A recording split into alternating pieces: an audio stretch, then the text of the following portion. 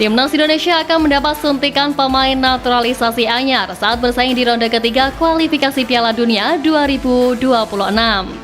Ya, dua pemain yang merumput di Liga Belanda, Mies Hilgers dan Eliane Reinders, bakal segera menjalani proses naturalisasi bersama Timnas Indonesia. Mies Hilgers yang berusia 23 tahun memperkuat ST20 berposisi sebagai bek dan akan jadi tandem menakutkan bersama JIZ.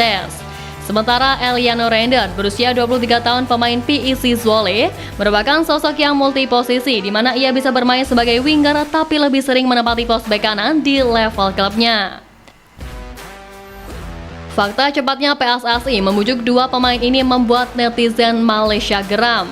Mereka membandingkan proses naturalisasi dua pemain mereka, Wan Kuzen dan Richard Chin, yang sangat berlarut-larut.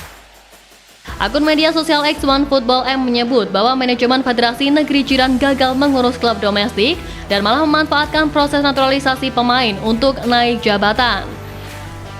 Mereka tak terima, apalagi melihat PSSI yang bisa secara cepat mengurus perpindahan kewarganegaraan pemain untuk memperkuat timnasnya. Publik Malaysia juga menyoroti dua pemain anyar yang bakal dinaturalisasi Indonesia merupakan pemain berkualitas dengan statistik mentereng. Menariknya, setelah Mies Hilgers segera menjadi calon pemain skuad Garuda, bek keturunan lain seharga 69,53 miliar rupiah yaitu Kevin Dykes kini memberikan kode.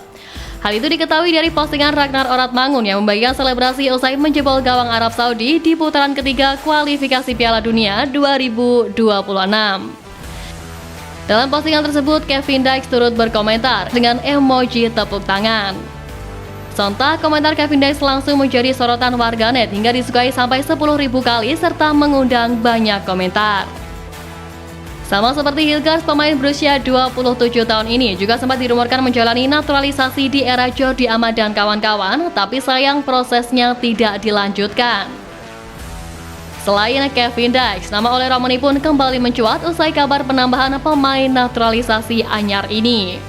Bahkan pemain timnas Irak Zidane Iqbal belum lama ini ikut membujuk rekan setimnya itu untuk memperkuat timnas Indonesia. Melalui Instagram, Zidane Iqbal berkomentar di unggahan terbaru oleh Romani yang belum lama ini mengabarkan dirinya sedang berada di Copenhagen, Denmark.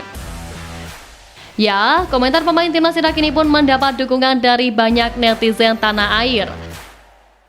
Ole Romani sendiri merupakan pemain keturunan yang santer dirumorkan sedang dibujuk oleh PSSI untuk membela tim merah putih. Namun sang pemain sepertinya masih belum berminat. Ada hal yang berkaitan dengan prinsip dari Ole Romani sehingga dia belum memilih timnas Indonesia.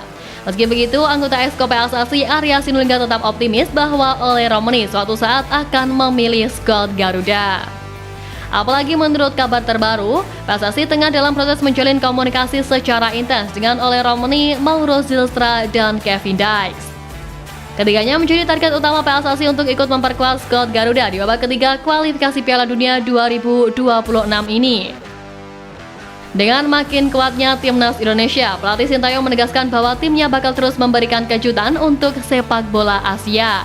Pelatih asal Korea Selatan itu bahkan mengakui skuad Garuda kini menjadi ancaman baru di Asia. Namun dengan tambahan pemain keturunan tadi, para pemain yang saat ini memperkuat skuad Garuda pun berpeluang besar akan tergeser. Nama Wahyu Prasetyo menjadi salah satu nama yang cukup rawan tergeser dari tim nasional dengan hadirnya para pemain baru.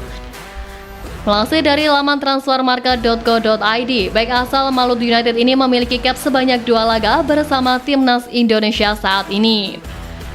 Pemain yang dikenal dengan julukan Hulk tersebut memang sejak debut di tahun 2024 lalu hanya berperan sebatas pemain pelapis.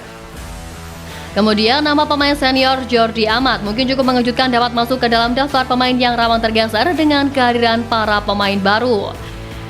Akan tetapi hal ini sejatinya cukup wajar, mengingat bek keturunan Spanyol Indonesia tersebut memang memiliki performa yang cenderung kurang stabil dalam beberapa laga terakhir bersama timnas Indonesia. Masih dari laman transfermarket.co.id, pemain berusia 32 tahun tersebut memang memiliki performa yang kurang stabil, khususnya setelah dirinya mendapatkan cedera bahu di tahun 2023 lalu.